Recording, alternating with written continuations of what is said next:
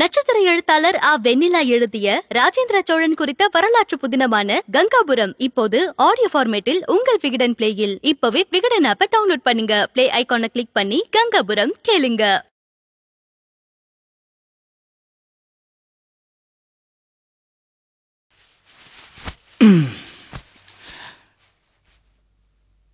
எங்க அப்பா மாதிரி ஒரு மனுஷனை பார்க்கவே முடியாது. எவ்வளவு கரெக்டா தெளிவா பேசினார்ல. சரியா பேசினாரு. மாமா பேசினா எல்லாமே சரியா இருக்கும். படிச்சவர்ல. படிப்பு மட்டும் இல்ல சத்தி, இப்போ படிச்ச எத்தனையோ பேர் தப்பா இருக்கிறத நம்ம பாக்குறது இல்லையா? ஆமா.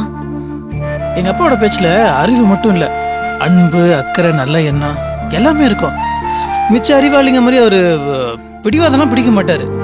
எல்லாரும் நல்லா இருக்கணும்னு நினைப்பாரு. அதுல உங்க அம்மாக்கு பாதி கூட தெரியலையே. ஏய், சும்மா குதிரக்கமா பேசாத, புரியுதா? எங்க அப்பா சொன்ன மாதிரியே நம்ம ஒத்துமையா வாழக்கூடாது, அட்ஜஸ்ட் பண்ணி இருக்க கூடாது. எனக்கு மட்டும் அந்த ஆசை இல்லையா? கல்யாணம் ஆன எந்த பொண்ணும் சந்தோஷமா நிம்மதியா தான் வாழணும்னு ஆசைப்படுவா. ஆசைப்பட்டா மட்டும் போதுமா? ஒருத்தனை கட்டிக்கிட்டு ஒரு வீட்டுல வாழ போறமே, அங்க நிம்மதியா சந்தோஷமா பெரியவங்க கிட்ட மரியாதையா நடந்துக்கணுங்கிற எண்ணம் ஒவ்வொரு பொண்ணுக்கும் அவசியம் இருக்கணும். இந்த வீட்டுக்கு வந்த மகராசி இருக்காளே, அவளுக்கு சுத்தமா இல்லையே. அப்படியெல்லாம் சொல்லாத துர்கா. அந்த பொண்ணு தினமும் சண்டை போடணும், அழணும்னு நினைச்சா திவாகர் கல்யாணம் பண்ணிச்சு. உலகத்துல எல்லாருமே நிம்மதியும் சந்தோஷத்தையும் தான் விரும்புறாங்க. அதை யாரும் உணர்றது இல்ல. அதான் பிரச்சனை. வர வர நீங்க உபன்யாசம் பண்ற மாதிரியே கருத்து சொல்றீங்க, தாங்க முடியல. உனக்கு அட்வைஸ் பண்ணா இப்படி சொல்ற, சிரிச்சு பேசினா நானே நொந்து போயிருக்கேன், அப்படி என்ன சிரிப்புன்னு கேக்குற. அமைதியா இருந்தா இங்க ஒருத்தி காட்டு கத்து கத்துறேன், கல்லுமா இருக்கீங்களேன்னு சொல்ற. உங்ககிட்ட எப்படிதான் பேசுறேன்? கல்யாணம் பண்ணி புள்ளையும் பெத்து அவனும் ஒருத்திய கூட்டிக்கிட்டு வந்துட்டான். என்கிட்ட எப்படி பேசுறது ஒண்ணும் தெரியலன்னு சொல்றீங்க. இத்தனை வருஷமா என்னத்த புரிஞ்சுக்கிட்டு குப்பை கொட்டுறீங்களோ? இத்தனை நாள் லவ் பண்ணியே என்ன புரிஞ்சுக்கல.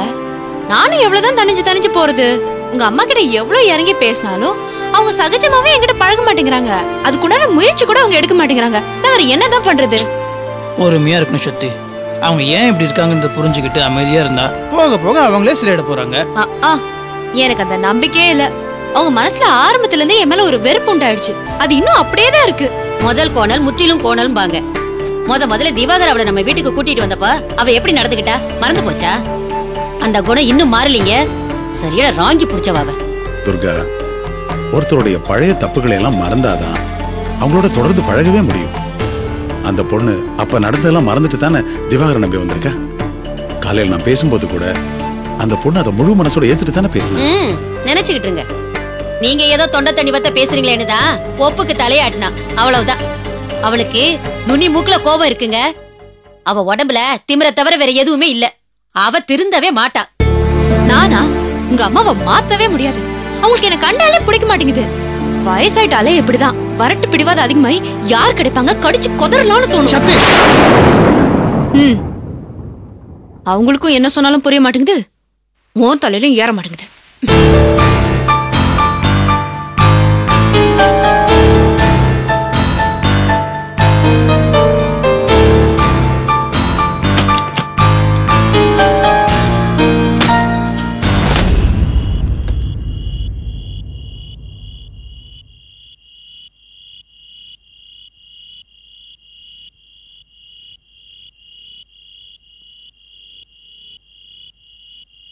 என்ன திவா? எதை சொல்லி அவனை புரிய வைக்க முடியலப்பா. நான் சொல்ற காதல கூட வாங்கிக்க மாட்டேங்கிறா. திவா, கல்யாணமா இவ்வளவு வருஷம் ஆயும் உங்க அம்மா நான் சொல்றது எங்க காதல வாங்குற? எல்லாம் சரியாயிரும்.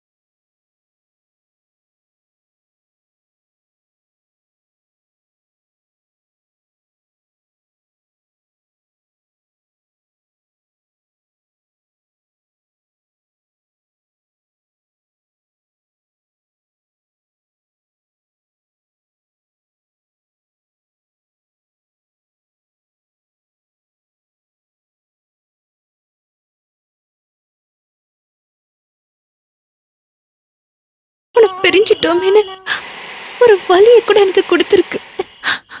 ஆனா இப்போ இந்த பாட்டு எனக்கு எவ்வளவு வலியை கொடுக்குது தெரியுமா? மறுபடியும் நான் உன்னை விட்டு பிரிய போறேனேம்மா. அந்த மாதிரி பேசாதம்மா, என்னால தாங்கவே முடியாது. இனி எத்தனை நாள் தாம்மா இப்படி இருக்க போறோம்? இதுக்கு ஒரு முடிவே இல்லையாம்மா? உன் மகளா எப்பமா நான் உன்னோடய இருக்க போறேன்? ஏன் இப்படி எல்லாம் பேசுற மேகலா? நீ என்கிட்ட கேக்குற கேள்வியதான் ஒவ்வொரு நாளும் நான் அந்த கடவுள்கிட்ட கேக்குறேன் தெரியுமா? என்னம்மா பிரச்சனையெல்லாம் மனுஷங்க கிட்ட வச்சுட்டு தீர்வை மட்டும் கடவுள் கிட்ட கேட்டுட்டு இருந்தா அவர் மட்டும் என்னம்மா பண்ணுவாரு? உங்க அப்பாவோட மனசு அந்த கடவுள் தானே மாத்தணும். அம்மா, இந்த வீட்டுக்குள்ள வந்த பிறகுதான் குடும்ப சந்தோஷம்னா என்னன்னு எனக்கு புரிஞ்சுதுமா. ஆனா இதையெல்லாம் விட்டு பெரிய போறேன்னு நினைக்கும் போது ரொம்ப கஷ்டமா இருக்குமா. என்னடி சொல்ற? ஆமாமா, இத்தனை வருஷங்களா உன்னை பிரிஞ்சு வாழ்ந்தப்போ காலையில எழுந்ததுல இருந்து நைட்டு தூங்க போறதுக்குள்ள மனசுல ஏதோ ஒரு சந்தர்ப்பத்துல ஒரு வெறுமை வரும், இன்னும் புரியாத வேதனை இருக்கும். ஆனா உன் கூட வாழ்ந்த இந்த நாட்கள்ல அந்த உணர்வு கொஞ்சம் கூட வரலம்மா. அவ்வளவு பாதுகாப்பான சந்தோஷமான வாழ்க்கையை வாழ்ந்த, ஆனா நிலைக்கலையம்மா. செஞ்ச அழ வைக்காத.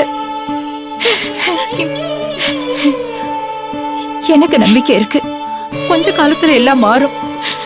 நீ என் மகளை என்கிட்ட திரும்ப வருவ. உன்னை வெறுத்தவங்க எல்லாருமே உன்னை ஏத்துக்குவாங்க. நிஜமாவாமா? நீ சொல்றதெல்லாம் நடக்குமா? கண்டிப்பா நடக்கும். இத்தனை வருஷமா எந்த நம்பிக்கையோட வாழ்ந்தனோ அதே நம்பிக்கை எனக்கு கொடுக்கறம்மா. அழதம்மா. பாடலுக்கு இடையில் ஏற்பட்ட தடங்களுக்கு வருந்துகிறோம். நேரில் மீண்டும்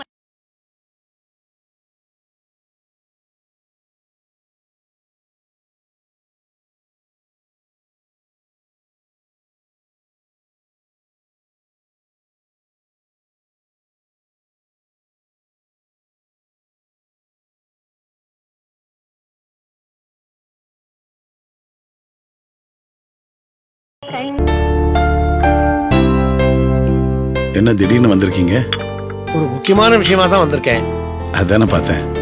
பக்கத்து வீடுன்னு தான் பேரு, ஆனா நம்ம அபூர்வமா தானே சந்திச்சுக்கிறோம். இல்லைங்க, அன்னைக்கு அந்த ரவுடி கும்பல் வந்து சண்டை போட்டப்போ இவர்தான் மிரட்டி நல்லா அனுப்புனாரு. தெரியுமே. அவர் கூட உங்க மருமகளுடைய அப்பா தானே? ஆமா. ஆமா, இப்ப எல்லாரும் சமாதானம் ஆயிட்டீங்கல்ல? ஆயிட்டு வர்றோம். சொல்லுங்க, என்ன விஷயம்? எனக்கு இப்ப பண பிரச்சனை, பிசினஸ்ல வேற பணம் முடங்கி போச்சு. அதனாலதான் இப்ப இருக்கிற வீட்டை வித்துடலாம்னு முடிவு பண்ணிட்டேன். அதுக்காக தான் சார் வந்திருக்கேன். இருக்கிற வீட்டை வித்துட்டீங்கன்னா நீங்க என்ன பண்ணுவீங்க? எனக்கு மந்தவெளில இன்னொரு வீடு இருக்குமா, நான் அங்க போயிடுவேன். எனக்கு பிரச்சனையே இல்ல. நீங்க பக்கத்து வீட்டுக்காரங்க, வேற யாரோ இந்த வீட்டை வாங்குறதுக்கு நீங்க வாங்கினா நல்லது இல்லைங்களா?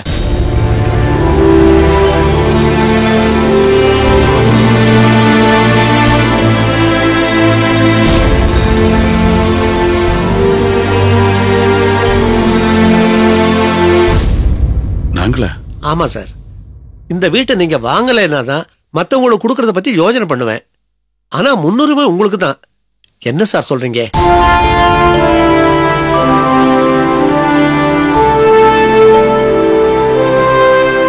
என்ன சார் யோசிக்கிறீங்க?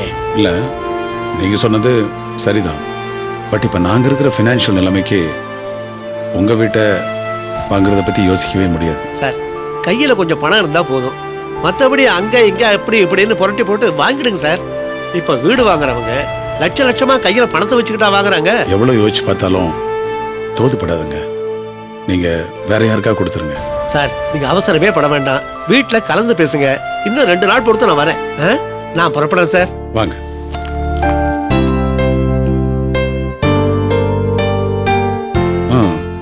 நல்ல ஆஃபர் தான். இன்னைக்கு ரியல் எஸ்டேட் எங்கேயோ போயிடுச்சு. ஒரு வீடு வாங்குறது எவ்வளவு கஷ்டம் தெரியுமா? இவரே வலிய வந்து வீட்டை வாங்கிக்கோங்கிறாரு, பணம் இல்ல. என்னங்க பண்றது? அவசர ஆத்திரத்துக்கு சப்போர்ட் பண்ண நமக்கு ஆளா இருக்கு. ஒரு பழமொழியே இருக்கு, கொண்டவன் தாங்கணும் இல்ல குடுத்தவன் தாங்கணும்னு.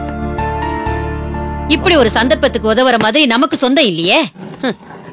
இருந்து அமைஞ்ச சம்பந்தம் என்னடானா விவகாரமா போச்சு.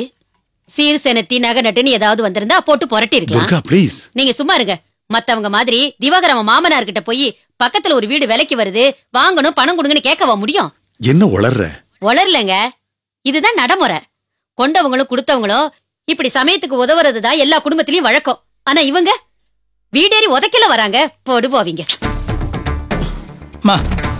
ஏமா அப்படிலாம் பேசிட்டு இருக்கீங்க? கொஞ்சம் கூட சரியில்லைம்மா. உள்ளதை தாண்டா சொல்றேன். ஊர்ல மத்த சம்பந்தம் பண்ணவங்கள பாரு, தடிக்கு விழுந்தா உதவிக்கு வந்து நிப்பாங்க. ஆனா இந்த வீட்டுல சண்டை போடுறதுக்கு தானே கிளம்பி வராங்க. அதானே நடக்குது. என்னப்பா இந்த மாதிரிலாம் பேசிட்டு இருக்காங்க? துர்கா, எல்லாம் தெரிஞ்சு ஏன் இப்படி பேசுற? கொஞ்சம் அமைதியா இரு. என் ஆதங்கத்தை சொன்னேங்க. பக்கத்து வீட்டை விலைக்கு வாங்கினா அது இவங்களுக்கு தானே நல்லது. இவங்க தானே எந்த வாழ போறாங்க. சரி போதும், நீ கிளம்பு. வா. என்ன பண்ண இப்போ? எப்ப பார்த்தாலும் என்னையே சொல்லிட்டு இருக்கீங்க. வாயன் கூட வா. நான் மட்டும் வாயை திறந்துட கூடாது.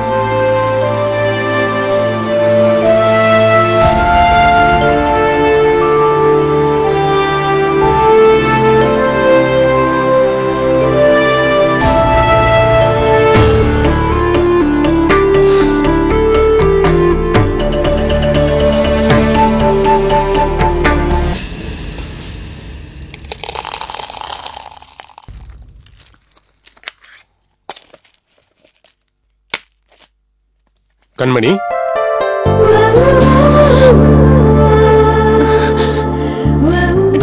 நீ எதுக்கு இந்த வேலையெல்லாம் பண்ணிட்டு இருக்க? இது நம்ம வீட்டு வேலை தானே, அதான். வழக்கமா இந்த வேலையெல்லாம் அமுதா சித்தி தான் பண்ணுவாங்க. நீ வா. இல்ல, வேலையை முடிச்சிட்டு வந்துடுறேன். அதெல்லாம் ஒண்ணும் வேணாம், நீ மேல வா.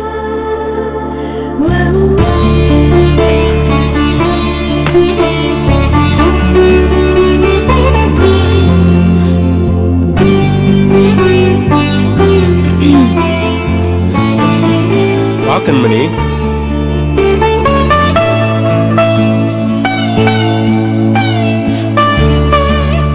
உட்காரு.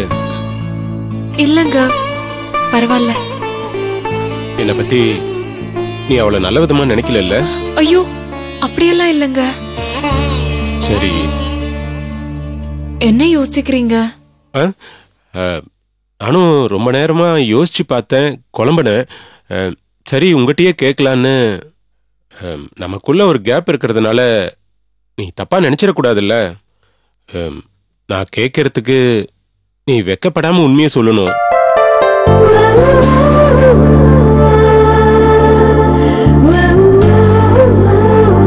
இந்த ட்ரெஸ் நீ இன்னைக்குதான் போட்டிருக்கிற இல்ல? நல்லா இருக்கு.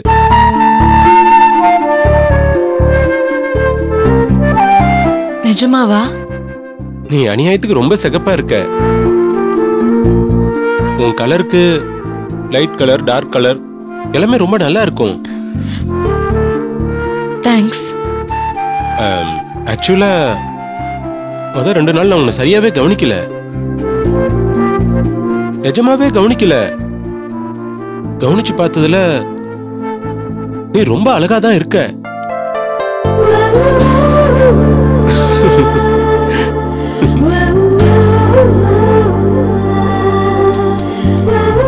நீங்க இப்படி பேசுறது எனக்கு எவ்வளவு சந்தோஷமா இருக்கு தெரியுமா?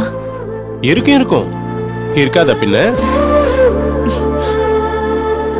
நீங்க என்கிட்ட ஏதோ கேட்கணும்னு சொன்னீங்களே. ஆமா இல்ல, கேட்கவா? கேளுங்க. கேட்டதுக்கு அப்புறம் நீ வெக்கப்படக்கூடாது. கேளுங்க. நீயும் இதுக்கு முன்னாடி யாரையாவது லவ் பண்ணிருக்கியா?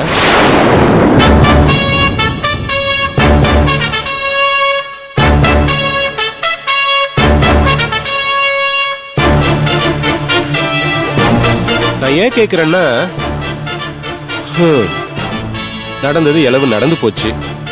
நமக்கு விதிச்ச விதி இதுதானு சேர்ந்து குடும்பம் நடத்தி தொலைக்கலாம்னாலும் மனசுல ஒரு பயம், ஒரு உறுத்தல். ஏன்னா ஒருவேளை இவளும் இவங்க அக்கா மாதிரியே ஒரு பிளாஷ்பேக் இருந்து ஒரு நாள் ராத்திரி அன்ரூல்டு பேப்பர்ல 4-5 வரி எழுதி லெட்டர் எழுதி வச்சுட்டு போயிட்டா என்ன பண்றது? அந்த லெட்டரை வச்சா குடும்பம் நடத்த முடியும்? அதான் மனசுல கேள்வி வந்து குறைஞ்சுக்கிட்டே இருக்கு. யாரையாவது லவ் பண்ணியிருந்தா தைரியமா சொல்லு, நான் தப்பாவே எடுத்துக்க மாட்டேன். அக்கா அனுப்பின போட்டோவையும் மொட்டை கடிதாசையும் பார்த்து கூட நான் தப்பாவே எடுத்துக்கல. அவளே சொல்லி கூட நான் பெருந்தன்மையை தான் எடுத்துக்கிட்டேன். அந்த மாதிரி நடந்துக்கிறது தான் பெரிய விஷயமா நான் நினைச்சேன். ஆனா அப்படி இருக்கிறதுக்கு பேர் தான் இழிச்சுவா தனன்னு உங்க அக்கா சக்தி மேடம் சொல்லி கொடுத்துட்டாங்க. அதனாலதான் உன்னை கேக்குறேன், நீ யாரையாவது லவ் பண்ணிருக்கிய? என்னங்க அது? எல்லாரும் காதலிச்சே ஆகணும்னு கட்டாயமா என்ன? நான் யாரையும் காதலிக்கல. அட தைரியமா சொல்லு, நான் ஒன்னும் தப்பாவே எடுத்துக்க மாட்டேன். நீங்க தப்பா எடுத்துக்க மாட்டீங்கன்னு எனக்கு தெரியும். ஆனா என்ன பண்றது? யாரையாவது லவ் பண்ணிருந்தா தானே சொல்ல முடியும். அதுக்கு இல்ல கண்மணி, இன்னைக்கு உலகம் அந்த மாதிரி, வயசு அது மாதிரி. நீ பாக்குறதுக்கு பல பலன்னு வள்ளூர் கோட்டம் பக்கத்துல விக்கிற பப்பாளி பழம் மாதிரியே இருக்கியா? அதனாலதான் கேட்டேன். என்னங்க இப்படி எல்லாம் பேசுறீங்க? எனக்கு காதல் எல்லாம் வரல. நான் படிப்புல பிஸியா இருந்துட்டேன். பாத்தியா, என்கிட்ட நீ ஓபனாவே பேச மாட்டேங்கிற. ஓ சாரி. டேய் சரவணா, வாடா இங்க. டேய் வாடா, பாபா. கண்மணி, இவனை பாரு, இவன் மூஞ்ச பாரு. இந்த பூனையும் பால் குடிக்கும் மாங்கிற மாதிரி இருக்கான். இவன் கெட்ட கெட்டுக்கு ஒரு பொண்ணை லவ் பண்ணிட்டு இருக்கான், தெரியுமா?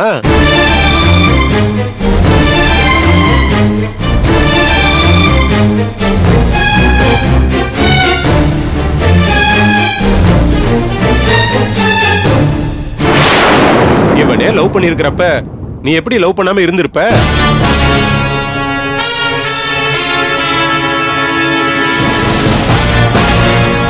டேய் சரவணா, உன் லவ் மேட்டர் அவகிட்ட சொல்லுடா.